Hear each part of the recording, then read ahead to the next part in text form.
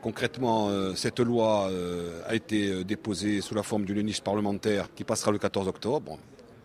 Il y a un travail de lobbying à faire au niveau de tous les sénateurs. Ce travail-là a déjà été bien entamé.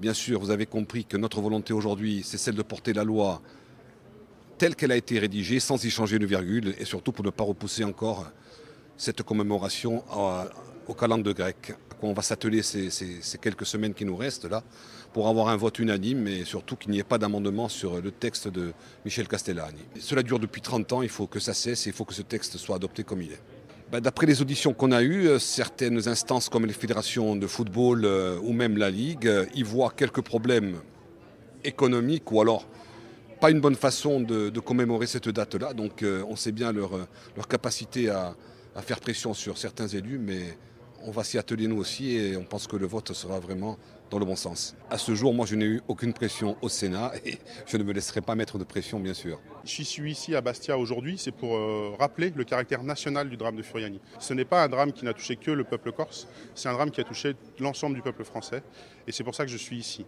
Et au Sénat, l'objectif, c'est d'arriver à l'unanimité, la même unanimité qu'il y a eu à l'Assemblée, c'est d'arriver à la même unanimité au Sénat et je pense qu'on va y arriver. La plupart des groupes sont favorables à ce texte. Moi, ce que je peux vous dire, c'est que le résultat des discussions qu'on a eues avec l'ensemble des groupes, c'est plutôt consensuel. Il n'y a pas d'opposition franche et massive, il y a quelques freins, quelques réserves. Nous, on a encore quelques jours pour lever tous ces freins. C'est l'objectif qu'on a. Nous, c'est vraiment de faire un texte qui est transpartisan, qui touche l'ensemble des groupes et je pense qu'on y arrivera.